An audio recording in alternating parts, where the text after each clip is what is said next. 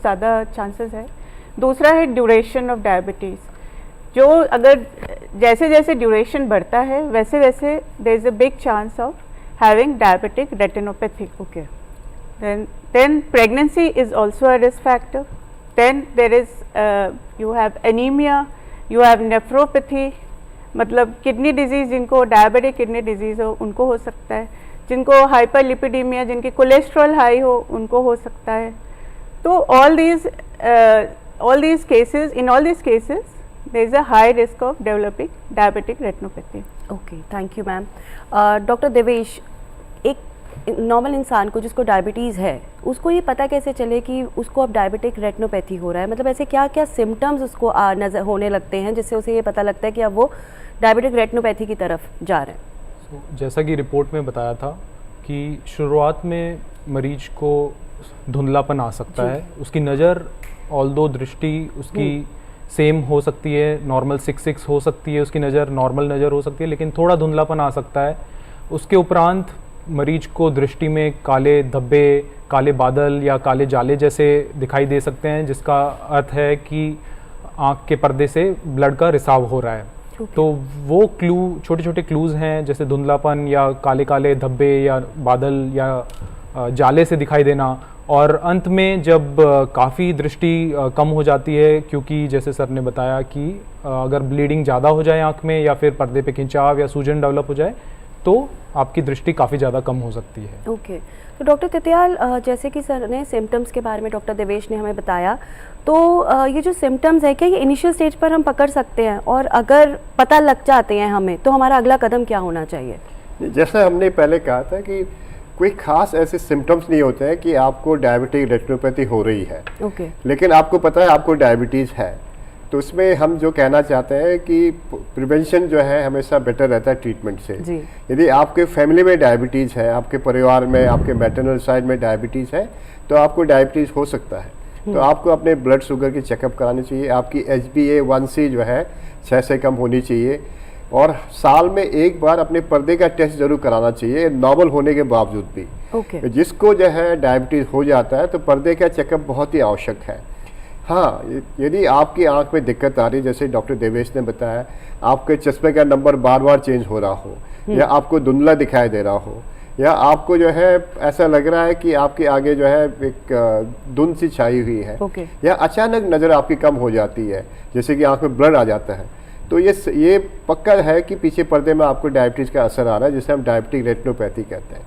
जैसे मैं कह रहा था, बड़े सारे स्टेज होते हैं। अर्ली स्टेज में पता नहीं चलता कि डायबिटिक रेटिनोपैथी हो गई है, वो तभी पिकअप हो सकती है यदि आप रेगुलर चेकअप कराएंगे। जब आपको पता चलता है कि आपकी नज़र खराब हो रही है, तब तक लेट स्टेज हो जाता है।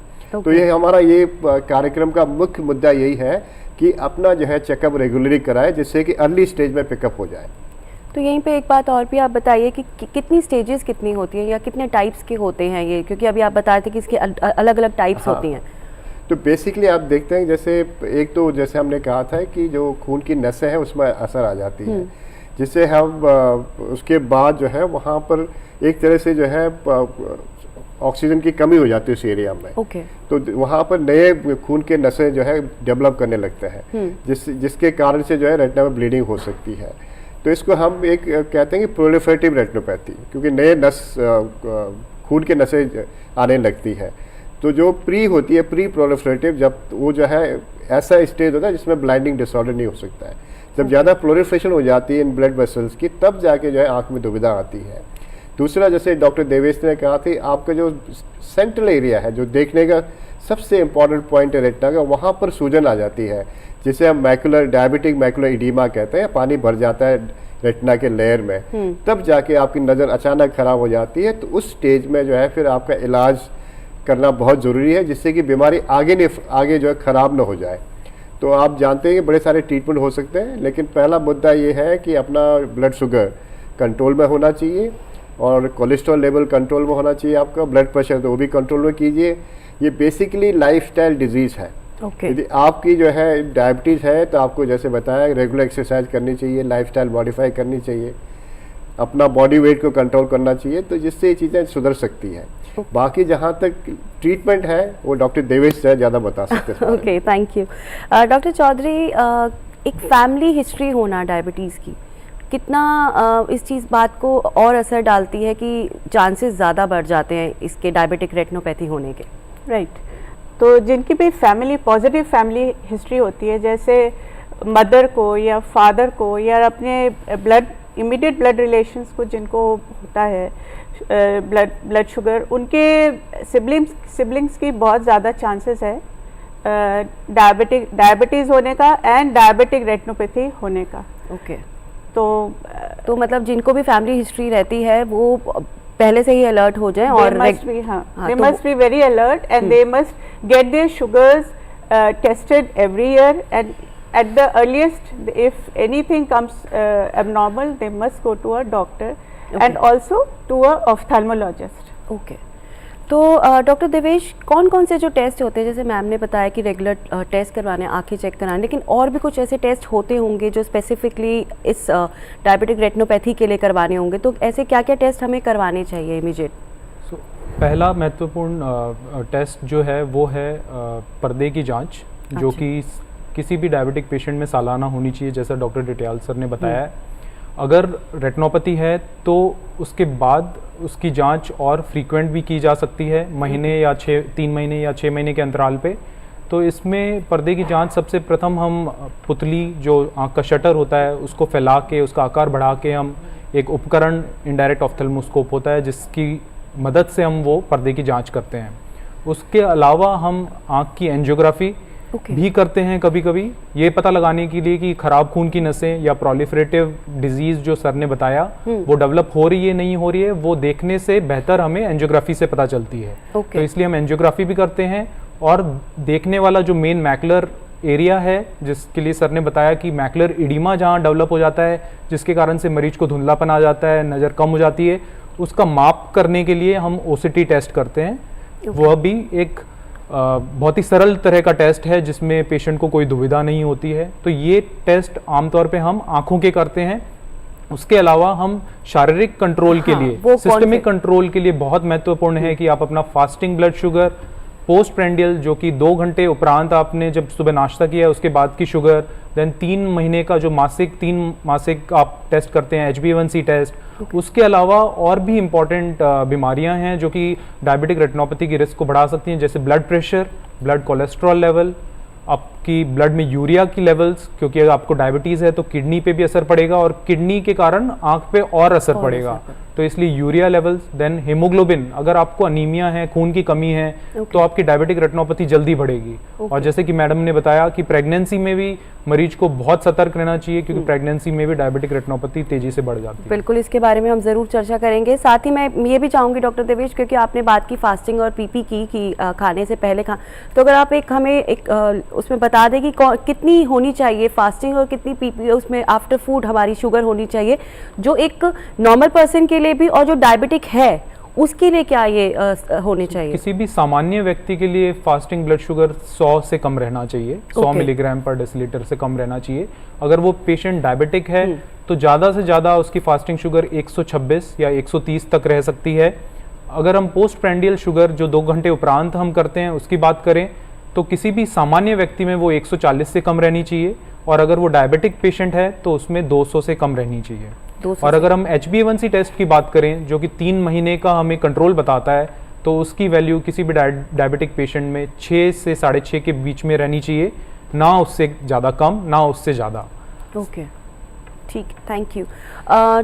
डॉक्टर तितियाल, क्या ये जो इफ़ेक्ट करता है हमारी आंखों पे डायबिटिक रेटिनोपैथी, क्या ये दोनों आंखों में साथ ही इफ़ेक्ट करता है, या फिर कि एक आंख पहले, मतलब एक आंख पे पहले इफ़ेक्ट करता है फिर बाद में दूसरी आंख पे? नहीं, ये करता है, दोनों आंखों में इसका असर होता है। लेकिन उसकी जो है ग्रेड्स हो सकता है थोड़ा डिफरेंट हो, क्योंकि जैसे हम बता रहे हैं कि ये शारीरिक बीमारी है जो आंखों को असर करती है। तो यदि आपके शरीर में बीमारी है तो दोनों आंखों में असर आएगी। तो हो सकता है कि एक आंख में ब्लीडिंग पहले हो जाए तो उसमें आपकी दुविधा जल्दी आ जाए, लेकिन अल्टीमेटली दोनों आंख को असर करता है। तो जब भी चेकअप कराएंगे दोनों आंख का चेकअप कराइएगा आप। तो क्या इसमें बहुत ज़्यादा चांसेस रहते हैं कि ब्लाइंडनेस हो जाए, या उसे हम रोक सकते हैं? हाँ, ऐसी बात नहीं है कि जो डायबिटिक है सबके सब ब्लाइंड हो जाएंगे, ऐसी बात नहीं है। जैसे कि एम्स RP सेंटर एक छोटा सा सर्वे किया था जिसमें जितने डायबिटिक लोग थे उनका हमने रेटिना चेक किया था। Okay. तो करीब करीब 15 से 20% लोगों को जो है डायबिटिक रेटिनोपैथी हो सकती है। उनमें से भी उन 20% में भी ऐसे लोग होंगे अराउंड 4% लोग या 4 to 5% जिनमें जो है डायबिटिक ऐसी रेटिनोपैथी जो है बढ़ जाती है, जिसे ब्लाइंडिंग कहते हैं। तो हम देख रहे हैं कि हर आदमी जो है डायबिटिक रेटिनोपैथी से पीड़ित नहीं होता है। तो इसका मतलब ये है कि यदि आप रोकथाम ठीक से करेंगे तो डायबिटिक रेटिनोपैथी होने के चांसेस कम हो जाएंगे। तो इसलिए जो है ये इम्पॉर्टेंट है कि एक प्रॉपर सर्वे होनी चाहिए पूरे देश में, जिससे पता चल जाए कितने लोगों को डायबिटीज़ है, कौन से वो एज ग्रुप है जिसमें डायबिटीज ज़्यादा असर करता है, कौन कौन सी बीमारियां हैं, उसके अनुसार से प्लानिंग कर सकते हैं कि कितने लोगों को डायबिटिक रेटिनोपैथी है।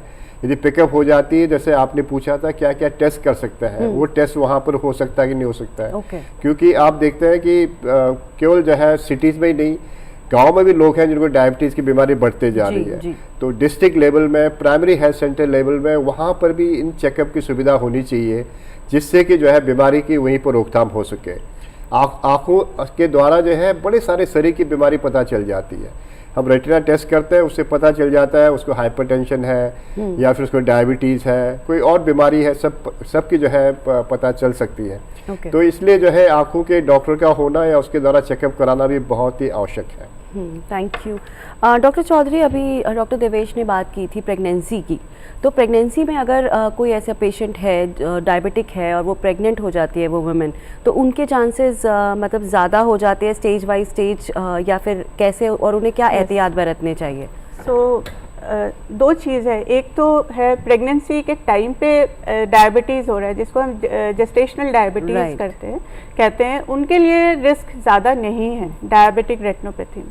लेकिन patients who are already diabetic and they are planning for pregnancy, तो उनको एक्चुअली पहले से ही प्लान करना चाहिए कि कैसे सबसे पहले तो अपने शुगर कंट्रोल में करना है before they conceive also, and secondly they must see that all their parameters are normal, they should get their fundus examination, मतलब fundus retina examine करवा ले, तो उसमें रेटिनोपैथी किस ग्रेड में है। अगर moderate to severe में है then they should wait till it comes back, till it gets back to mild or maybe the retinopathy, or if they have to take a treatment then they should take a treatment before they conceive. Okay. This is one part. The other part is this, that supposing they have not planned and they have got pregnant. Now the gynecologist must send the patient to a ophthalmologist, जो कि test करके देखेंगे। अगर वो mild है तो there is a big chance कि वो प्रोग्रेस हो सकता है, अबाउट 5% चांस होता है इसमें प्रोग्रेस होने का टू हायर ग्रेड, जैसे सर ने बताया कि सीवियर ग्रेड में या विजन थ्रेटनिंग ग्रेड में। लेकिन अगर सपोजिंग उनका पीडीआर ऑलरेडी है, then again they are going to progress to a higher grade. So these patients need to be followed up very very stringently. Mild में may be first trimester and the third trimester में एक बार follow up कर लें, बहुत है। लेकिन जो moderate और सिवियर है उनको मंथली या एज द ऑफ्थेल्मोलॉजिस्ट सेज उस तरीके से करना है follow up, so that they're always under supervision. Any time they require treatment they have to be treated. Okay, thank you doctor Devesh. इससे पहले हम ट्रीटमेंट की तरफ आगे बढ़े, अभी हम ये सभी जानते हैं कि जो डायबिटीज़ होता है वो एक लाइफस्टाइल डिसीज़ भी माना जाता है। हमारी डाइट, हमारा लाइफस्टाइल बहुत मैटर करता है इसके ऊपर। तो आगे हम बढ़े, मैं चाहती हूँ कि आप हमारे दर्शकों को, हमारे व्यूवर्स को ये बताइए कि क्या क्या डाइट है या क्या लाइफस्टाइल हमें फॉलो करना चाहिए कि डायबिटीज़ हो ही ना, या जिनको डायबिटीज़ है उनको किस तरह का लाइफस्टाइल फॉलो करना चाहिए? डायबिटीज़ की रोकथाम या डायबिटीज़ को होने से रोकने के लिए सबसे महत्वपूर्ण बात है कि आपको संतुलित आहार लेना चाहिए, ना ज़्यादा ना कम। वो संतुलित होना चाहिए। जितना आप कार्य कर रहे हैं पूरे दिन में, आपकी जीवन शैली के हिसाब से, अगर आपका सेडेंटरी वर्क है, बिल्कुल गतिहीन काम है, तो आपको संतुलित आहार थोड़ा कम लेना चाहिए। अगर आपका वर्क बहुत ही ज़्यादा गतिशील है, बहुत ही हार्ड वर्किंग है, लेबर कर रहे हैं, तो फिर आपको अपना संतुलित आहार थोड़ा बढ़ाना चाहिए। तो संतुलित आहार सबसे पहली इम्पॉर्टेंट चीज़ है। उसके अलावा आहार में आपको स्टार्ची फूड या सिंपल कार्बोहाइड्रेट जिसमें होते हैं, जैसे कि आपके फास्ट फूड्स हैं, वो सब अवॉइड करने चाहिए। उसके उपरांत आपको शुगर का, सिंपल जो शुगर है उसका यूज़ बिल्कुल कम करना चाहिए। और उसके अलावा कोलेस्ट्रॉल भी, क्योंकि एक इम्पॉर्टेंट रिस्क फैक्टर है डायबिटिक रेटिनोपैथी के लिए, इसलिए तले पदार्थ भी आपको कम से कम यूज़ करनी चाहिए। उसके उपरांत एक संतुलित आहार के उपरांत आप अपना व्यायाम भी, वर्जिश भी आपको रोजाना करनी चाहिए, ताकि आपका जो इनपुट और आउटपुट है एनर्जी का वो बैलेंस्ड रहे और एक्सेस जो कैलोरीज हैं वो आपकी बॉडी में स्टोर ना हो। साथ में ये भी कहा, अभी आपसे बात आगे करते हैं, एक कॉलर हमारे साथ जुड़ना चाहते हैं। हेलो हेलो हेलो, क्या आप मुझे सुन पा रहे हैं? हाँ जी, आपका बहुत बहुत इस्तकबाल है हमारे प्रोग्राम में। आप अपना नाम बताइए और आप कहाँ से बोल रहे हैं? मेरा नाम मंजू, ग्वालियर से। आपका नाम, अच्छा मंजू जी, ग्वालियर से हैं आप। ओके, तो अपना सवाल पूछिए मंजू जी। मेरे को ना ऑपरेशन करवाया था मैंने 1 महीने पहले जी। इस मोतियाबिंद का जी।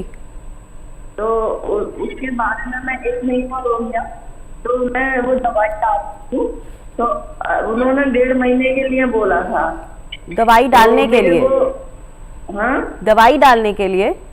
हाँ। अच्छा। तो वो दवाई मेरे को, उसमें मैंने, वैसे मेरे को कोई दिक्कत नहीं, डालना चाहिए या 1.5 महीने डालना चाहिए?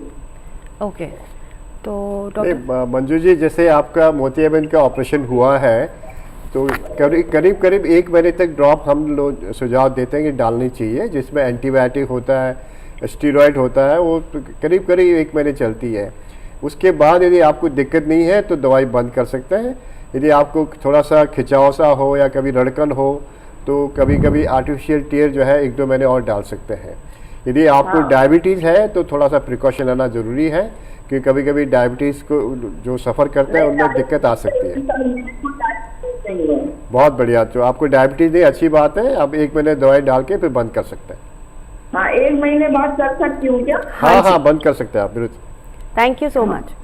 तो डॉक्टर देवेश, हम बात को कंटिन्यू करते हैं। तो आपने, काफ़ी लोगों में ये रहता है कि काफ़ी ब्रेक्स लेते हैं, जो डायबिटिक पेशेंट्स होते हैं अपनी मील के अंदर बहुत ज़्यादा ब्रेक्स लेते हैं, और ये कहा जाता है कि छोटे छोटे जो ब्रेक्स होते हैं उसमें कुछ ना कुछ खाते रहना चाहिए, तो ये कितना ज़रूरी होता है?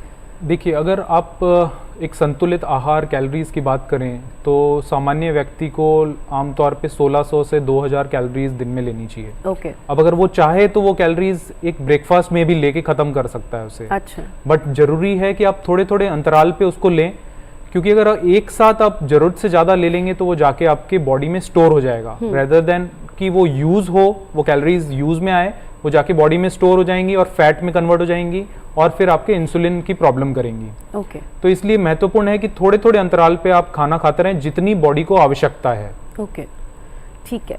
तो डॉक्टर तितियाल, अभी जैसे हमारा ये सवाल आया था कॉलर का कैटरेक्ट वाला, पर इनको तो डायबिटीज़ नहीं थी, अच्छी बात है, पर क्या ये जो मोतियाबिंद है और डायबिटिक रेटिनोपैथी, क्या दोनों साथ हो सकते हैं? हाँ, दोनों साथ हो सकते हैं। हम नॉर्मली देखते हैं कि जैसे मैं बता रहा था, हर 10वां आदमी डायबिटीज़ से पीड़ित हो सकता है। जो कैटरेक्ट के एज ग्रुप है उसमें भी डायबिटीज़ बड़े सारे लोगों को होता है जी। तो वही सेम प्रिकॉशन लेते हैं कि उनका डायबिटीज़ का कंट्रोल में होना ज़रूरी है, उसके बाद ही हम कैटरेक्ट सर्जरी करते हैं। कैटरेक्ट के ऑपरेशन के पहले भी उनका पर्दा चेकअप होना जरूरी है, जिससे पता चल जाए कि पर्दे में कोई बीमारी है कि नहीं है। Okay. कभी कभी कैटरेक्ट सर्जरी करने के बाद जो पर्दे में पहले से बीमारी हो, रेटिनोपैथी हो, तो बढ़ सकता है। तो उसके लिए भी रेगुलर चेकअप करना बहुत ही जरूरी है इन मरीजों का। तो ट्रीटमेंट पहले किसका लिया जाए? रेटिनोपैथी पहले कैटरेक्ट का करना चाहिए, कि उससे जो आपका रेटिना साफ दिखेगा और रेटिना का, जैसे डॉक्टर देवेश ने अच्छी तरह से बताया, ओसीटी ठीक से हो सकता है, मैकुलर एरिया का, या जरूरत पड़े तो एंजियोग्राफी कर सकते हैं। उसके अकॉर्डिंगली फिर आप आगे ट्रीटमेंट कर सकते हैं इसमें। जी, एक कॉलर हमारे साथ जुड़ना चाहते हैं। Hello hello. हाँ जी। जी, आपका बहुत बहुत इस्तकबाल है हमारे प्रोग्राम में। आप मिसेस महाजन? हाँ जी। जी, कहाँ से बोल रही हैं आप? दिल्ली से। मैं दिल्ली से बोल रही हूँ जी। अपना सवाल पूछिए। हाँ जी। हेलो। हाँ जी, हम आपको सुन पा रहे हैं, आप अपना सवाल पूछिए। हाँ जी, नमस्कार जी। नमस्कार जी, मैंने आइस का ऑपरेशन करवाया हुआ है। ओके। तो मैंने पिछले दिनों में दिखाया था, तो उन्होंने कहा कि आपकी आंखों के आगे ना झिल्ली आ गई हुई है। अच्छा, ओके। तो उन्होंने कहा था मैं झिल्ली हटवा दूं। वैसे मैं शुगर की पेशेंट हूँ, ओके। तो मैं ये पूछना चाहती हूँ कि ये झिल्ली हटवा देनी चाहिए ना? हाँ, आप डॉक्टर तितियाल आप बताइए। मैडम, जो यदि आँखों के आगे झिल्ली आना मतलब होता है जिसमें हम लेंस रखते हैं, एक झिल्ली के ऊपर लेंस रखते हैं, उसमें यदि कभी कभी जो है लंबे समय में जो है उसमें या तो वो थोड़ी सी थिक हो जाती है या थोड़ी ओपेक हो जाती है। यदि आपकी रोशनी कम हो रही है और आपका पीछे का पर्दा सही है, तब जाके इस झिल्ली की सफाई करनी चाहिए। नॉर्मली हम लेज़र से सफाई करते हैं इसकी। यदि पीछे पर्दे में बीमारी है, कोई और चीज़ है, तो पहले ज़रूर चेकअप कराइए झिल्ली को सफाई करने से पहले। यदि आपको दिक्कत आ रही है तो करा सकते हैं। तो मिसेस महाजन, आपको, मुझे लगता है कि आपको अपने सवाल का जवाब मिल गया होगा। ठीक है, कॉल करने के लिए आपका बहुत बहुत शुक्रिया। तो डॉक्टर देवेश, अब बात करते हैं ट्रीटमेंट ऑप्शंस के बारे में। तो क्या क्या ट्रीटमेंट ऑप्शंस हैं इसमें डायबिटिक रेटिनोपैथी में? प्रमुखतः आपको सबसे पहले तो अपना सिस्टमिक कंट्रोल करना ज़रूरी है, तभी कोई इलाज डायबिटिक रेटिनोपैथी के लिए काम करेगा। अगर आप का ब्लड शुगर्स कंट्रोल नहीं है तो कोई भी इलाज, चाहे वो इंजेक्शन हो, लेज़र हो या सर्जरी, वो हेल्प नहीं कर पाएगा।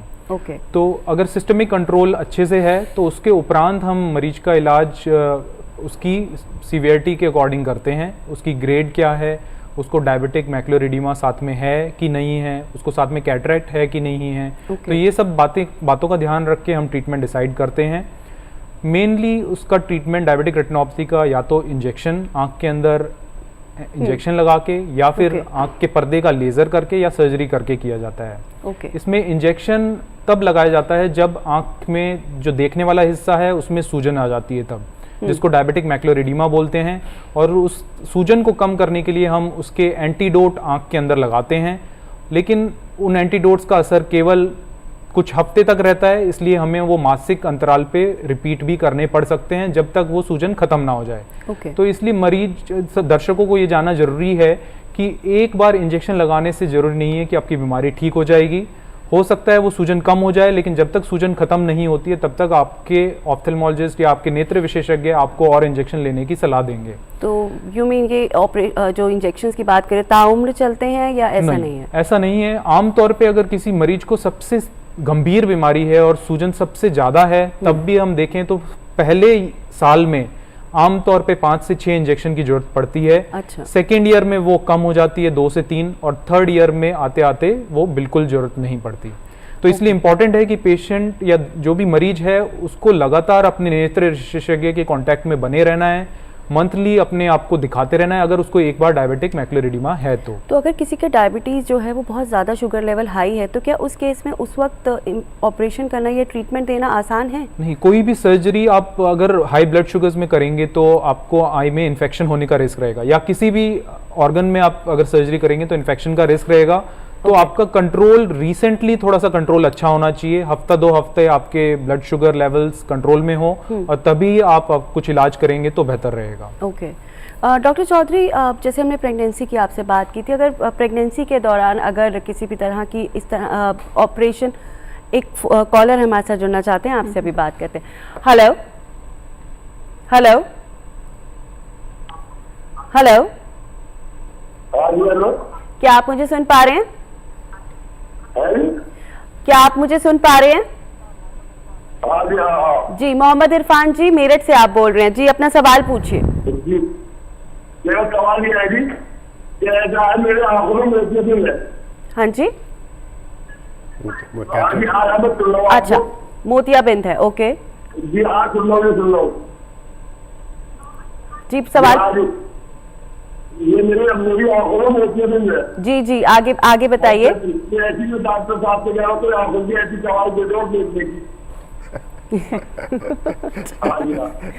ओके, नहीं, आपका सवाल बहुत अच्छा है इरफान जी, कि कुछ चीज़ों का जो है इलाज जो है हाँ, कुछ चीज़ों का इलाज जो है ना दवाई से संभव नहीं है।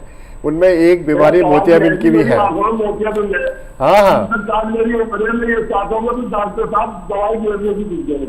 मोतियाबिंद का इलाज दवाई से हो नहीं सकता है। यदि मोतियाबिंद ज़्यादा हो गया तो उसका एक ही इलाज है, ऑपरेशन कराना। और आजकल ऑपरेशन बहुत ही अच्छे तरीके से होता है और आपकी नज़र जो है पहले से भी अच्छी हो सकती है।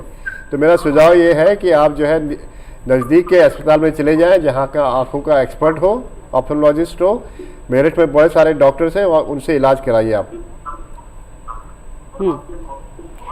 तो जैसे कि डॉक्टर तितियाल ने आपको बताया मोहम्मद इरफान जी कि आप इसका कोई दवाई इलाज नहीं है, आप एक अच्छे से डॉक्टर के पास जाइए, वहाँ पे आप अपनी इसकी सर्जरी करवाइए या उनसे पहले मिलिए, वो क्या कहते हैं उनके जिस तरह से वो आपको सलाह देते हैं उस तरह से आगे बढ़िए। कॉल करने के लिए आपका बहुत बहुत शुक्रिया। तो डॉक्टर चौधरी, हम बात कर रहे थे प्रेगनेंसी के वक्त में अगर किसी को इस तरह की ट्रीटमेंट की अगर ज़रूरत पड़ती है तो क्या किया जा सकता है उस वक्त? सो बेसिकली अगर ये थर्ड ट्राइमेस्टर में सपोजिंग किसी को डायबिटिक मैकुलर इडिमा हो रहा है तो उसमें हम लोग कुछ ट्रीटमेंट यूजुअली कोई ज़रूरत नहीं, पेशेंट को ज़रूरत नहीं है, क्योंकि वो बाय एंड लार्ज वो रिवर्सिबल होता है। और वो एंड ऑफ द प्रेगनेंसी, जब प्रेगनेंसी ख़त्म हो जाता है, बच्चा डिलीवर हो जाता है, उसके बाद the retina comes back to normal. तो ये आप जो बात करें वो जेस्टेशनल प्रेगनेंसी की बात नहीं, gestational pregnancy is usually not associated with diabetic retinopathy. Okay, वो आफ्टर डिलीवरी वो अपने आप रिवर्स हो जाता है एंड डायबिटिक रेटिनोपैथी ज़्यादा नहीं दिखाई देता है इसमें जेस्टेशनल में। बट पेशेंट्स जिनको रेटिनोपैथी है ऑलरेडी, उनको या तो माइल्ड होगा या मॉडरेट टू सिवियर होगा। माइल्ड भी थोड़ा बहुत ओनली 5% प्रोग्रेस करता है, PDR मतलब प्रोलिफरेटिव डायबिटिक। जैसे बताया गया अभी, there are only 2 kinds of retinopathy which are very important for visual prognosis. One is proliferative diabetic retinopathy जहाँ की न्यू वेसल्स फॉर्म कर रहे हैं, दूसरा है मैकुलर इडिमा। तो इनमें ट्रीटमेंट की ज़रूरत पड़ती है, लेकिन इन प्रेगनेंसी हम लोग एंटी वेजेफ यूजुअली नहीं देते हैं। अगर डायबिटिक मैकुलर इडिमा भी है तो उसमें we try to avoid anti VEGF therapy because हाँ, it has a negative effect on the child. And as far as PDR is concerned, again PDR अगर ट्रैक्शनल आर्टरी जो कि फोबिया को इन्वॉल्व कर रहा है या ऐसे कर रहा है, and it has to be done, then आपको या तो आप लेज़र थेरेपी करवा लो। लेज़र में क्या होता है कि you can, I mean it's safe for the baby and for the mother. But अगर ट्रैक्शनल आरडी भी हो रहा है और फोबिया को वो कर रहा है, then may be a surgery may be indicated, which is very rare. You try to avoid most of the time until unless it's really going to affect the central portion of the macula, then surgery has to be. बिल्कुल, लेकिन उसके लिए ज़रूरी है कि आप ophthalmologist के पास एक अच्छे ऑप्थेमोलॉजिस्ट को दिखाएं अगर ऐसी दिक्कत रहती है। डॉक्टर तितियाल, ये जो लेज़र ट्रीटमेंट्स रहते हैं जो हम यूज़ करते हैं डायबिटिक रेटिनोपैथी में, क्या ये सेफ़ रहते हैं? इनके कोई साइड इफ़ेक्ट्स तो नहीं होते बाद में या? नहीं, इसका जो है सेफ्टी काफ़ी अच्छी है, इसमें कोई नुकसान होता नहीं है। आसपास के लोग या जो ट्रीट करते हैं उनको लेज़र से उनको नुकसान नहीं होता। हाँ, ये ट्रीटमेंट का एक पार्ट है।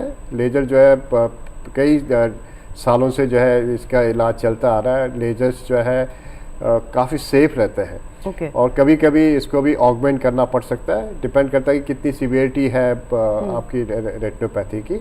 और कभी कभी कॉम्बिनेशन जो है इंजेक्शन और लेज़र भी साथ में एक के साथ करना पड़ सकता है। लेकिन ये डिपेंड करता है कि कौन से स्टेज में किस तरह की डायबिटिक रेटिनोपैथी है, क्या प्रोफाइल है पेशेंट का, उसके बेसिस में करता है। या हम ये भी कह सकते हैं कि इसके अलावा डायबिटिक रेटिनोपैथी के अलावा और उन्हें क्या बीमारियां हैं इसके साथ, वो भी डिपेंड करता है। रतिका जब सही कह रहे हैं, उसके भी बड़े सारे, जैसे हम डिस्कस कर रहे हैं कि आपका जो बाकी जो बीमारी है सिस्टमिक कंट्रोल होना बहुत ज़रूरी है। जैसे बहुत से लोगों ने कैटरेक्ट के लिए सवाल पूछा था, क्योंकि कैटरेक्ट भी कभी कभी जो है जल्दी हो जाता है जिनको डायबिटिक बीमारी होती है। कुछ लोगों को काला मोतिया भी हो सकता है साथ में, उसका भी इलाज करना बहुत ज़रूरी है। ये सब चीज़ें जो है साथ साथ चलती रहती है। एक तो उम्र ऐसी होती है जिसमें और बीमारी भी हो सकती है जी। तो जैसे हम पहले भी कहते आ रहे थे कि प्रिकॉशन लेना ज़रूरी है। आपको अर्ली डिटेक्शन बहुत ज़रूरी है डायबिटीज़ का, जिससे कि उसका कंट्रोल कर सकें। डायबिटिक रेटिनोपैथी ऐसी बीमारी है जिससे पर्दे में चेकअप करना पड़ता है हमें जी। तो उसमें आजकल जो है टेलीमेडिसिन जो AI बेस्ड सिस्टम है, पूरे वर्ल्ड में इसका प्रचार चल रहा है। और डायबिटिक रेटिनोपैथी पिकअप करने में AI बेस्ड सिस्टम जो है बहुत ही अच्छा कारगर है। भारत देश में भी हम सोच रहे हैं, पूरे देश में आप जानते ही है कि विकसित भारत के अंतर्गत जो हेल्थ प्लानिंग हो रही है, डायबिटीज़ भी एक बहुत बड़ा एक मुद्दा है इसमें, क्योंकि 47 तक जाते जाते हो सकता है बड़े सारे लोग डायबिटीज से पीड़ित हों। इसमें भी डायबिटिक रेटिनोपैथी हम चाहते हैं कि उसका जो है अर्ली चेकअप हो जाए। इसमें जो है हमारे जो है एम्स के तरफ से भी पूरा एक नेशनल सर्वे हम लोग कर रहे हैं डायबिटिक रेटिनोपैथी में।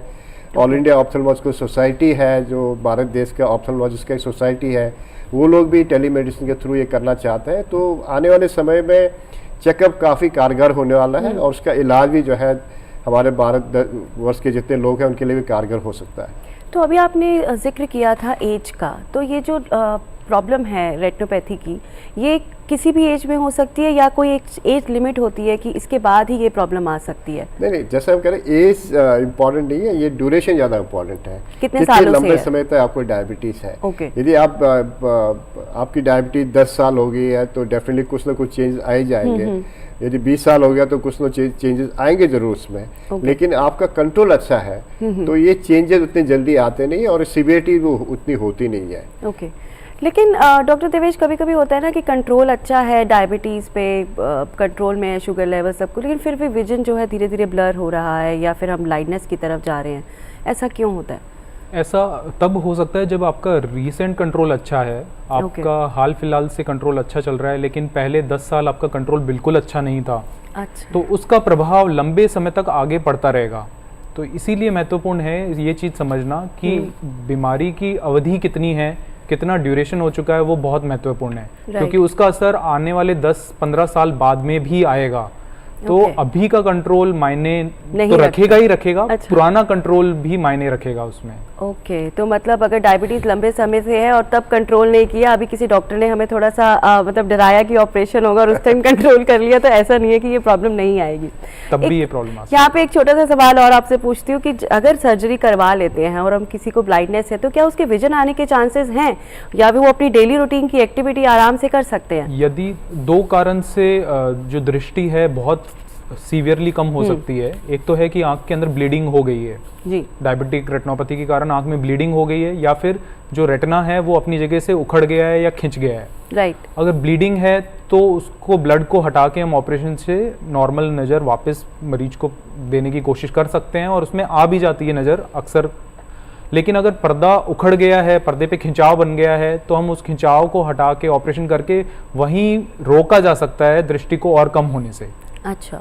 तो हो सकता है कि नज़र वापस उतना ना आए, पर ये कि रूटीन की जो एक्टिविटी है वो कर सकते हैं, वो पॉसिबल है? अगर खराब खून की नसें बन गई है, जैसा कि सर ने पहले बताया है कि प्रोलिफरेटिव डिजीज़ जो कि सीवियर डिजीज़ है, उसमें रूटीन की एक्टिविटीज़ की जा सकती है, लेकिन क्योंकि उसमें ख़राब खून की नसें बनी हैं जो कि बहुत ही फ्राइबल होती हैं, बहुत ही नाजुक होती हैं, जिसमें थोड़ा सा भी अगर खिंचाव हो तो वो तुरंत ब्लीडिंग कर सकती हैं। तो ऐसे मरीजों को जब तक पूरी बीमारी कंट्रोल ना हो जाए उनको व्यायाम अपना मॉडिफाई करना चाहिए। एक्सेसिव जर्की मूवमेंट्स अवॉइड करने चाहिए, रनिंग लिमिटेड करनी चाहिए। अच्छा। क्योंकि अगर अचानक मूवमेंट करेंगे तो वो जो नाजुक नसें हैं उनसे काफ़ी ज़्यादा ब्लीडिंग हो जाएगी। मुझे लगता है आप भी इसमें कुछ कहना चाहेंगे सर? नहीं, ये सारी बातें जो है दर्शक सोच रहे होंगे बहुत ही खतरनाक बीमारी है। ये कुछ ही परसेंटेज लोगों में हो सकता है जिसको बहुत सीवियर बीमारी हो जाती है, जिसमें आपका पर्दा उखड़ गया हो, आंख में ब्लड आ गया हो और बड़े सारे इंजेक्शन लग चुके हो और लेजर हो चुका हो, उसके बाद भी आपका पर्दा सिकुड़ रहा हो, तो ऐसे में नज़र दोबारा वापस आने के चांसेस कम हो जाते हैं। तो जैसे रतिका जी बार बार पूछ रहे हैं कि ऐसी बात नहीं है कि आपका काम नहीं चल सकता है, बिल्कुल ब्लाइंडनेस होने के चांसेस बहुत कम रहते हैं। आपको फिर भी दिखाई दे सकता है और उसके बावजूद भी बड़े सारे ऐसे डिवाइसेस हैं जिससे आपको जो है काम करने में मदद कर सकते हैं, जिसे हम लो विजन एड्स कहते हैं। उसका भी यूज़ जो है इन मरीजों में जिनकी नज़र बहुत कम हो जाती है वहाँ कर सकते हैं। Thank you so much sir. एक कॉलर हमारे साथ जुड़ना चाहते हैं। हेलो हेलो जी, आपको मेरी आवाज़ आ रही है? हेलो हेलो जी, आपका बहुत बहुत इस्तकबाल है। आप अपना नाम बताइए और आप कहाँ से बोल रहे हैं? बनी तक वाली। हेलो बनी जी, अपना सवाल पूछिए। मंडी तक वाली। हाँ, आप अपना सवाल पूछिए सर। मंडी तक वाली। सर सवाल पूछिए, आप क्या पूछना चाहते हैं आप? मैंने ऑपरेशन करवाया है। किस चीज़ का सर?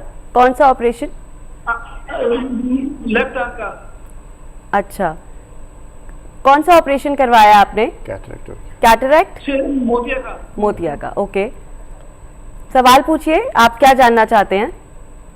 मोतिया का ऑपरेशन किया है, उसके कितने देर तक परहेज रखना जरूरी है? परहेज कितने दिनों तक रखना? ओके, 2 महीने हो गए ऑपरेशन हुआ है। 2 महीने हो गए। ठीक है, कितने टाइम तक परहेज? नहीं, इससे पता चलता है कि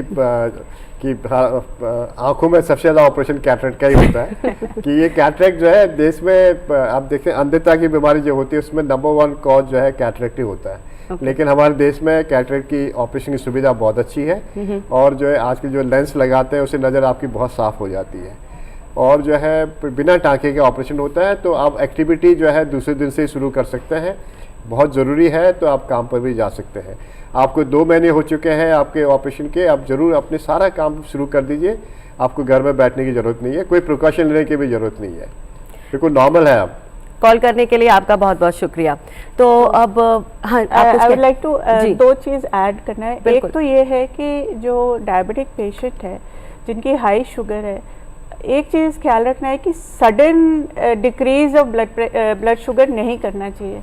मतलब suddenly from 500 to you are getting down to like 100, वो फिर इट विल एग्रीवेट करता है diabetic retinopathy. That is one thing. कई लोग ऐसे करते हैं कि कैटरेक्ट सर्जरी कराना है तो फटाफट उसको चलो करा देते हैं, वो नहीं करना चाहिए। Over a period of time it should be done. 1 secondly, there are many diabetic patients जो मतलब they are not diabetic actually, उनको कहलाते हैं इम्पेयर्ड फास्टिंग शुगर। ओके, ठीक है। इनका क्या होता है कि जो फास्टिंग शुगर है that is between 100 to 126। Okay, but these people have been seen to have diabetic retinopathy.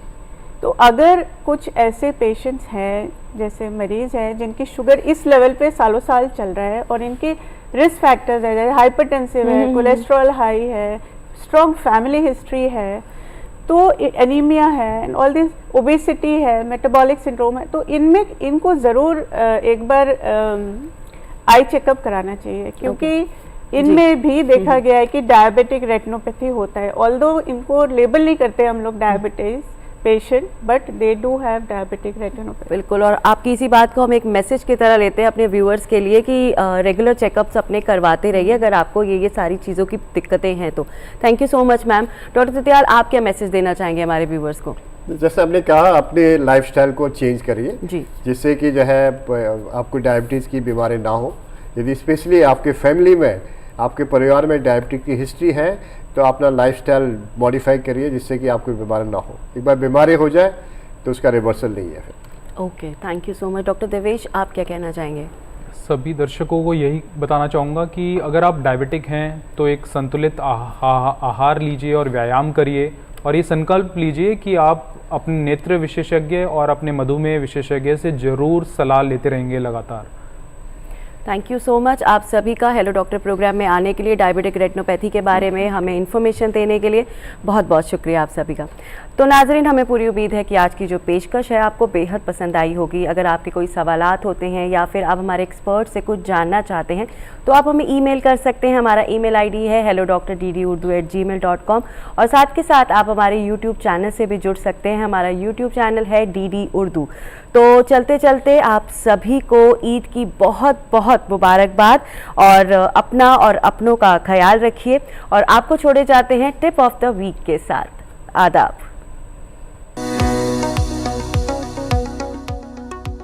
ज्यादा लंबे वक्त तक डायबिटीज होने से अंधेपन का खतरा बढ़ जाता है जिसे डायबिटिक रेटिनोपैथी कहते हैं। हाई ब्लड शुगर पर कंट्रोल न होने से ये बीमारी होती है। डायबिटिक रेटिनोपैथी से बचने के लिए ब्लड शुगर पर कंट्रोल लाजमी है। इससे बचाव के लिए ब्लड प्रेशर पर कंट्रोल रखना भी जरूरी है। सिगरेट नोशी से परहेज करें, रोजाना हल्की वर्जिश करें, सेहतमंद और एक्टिव तर्ज जिंदगी इख्तियार करें, पाबंदी से अपनी आंखों का चेकअप करवाएं। जहनी तनाव से बचें क्योंकि इससे ब्लड प्रेशर बढ़ता है।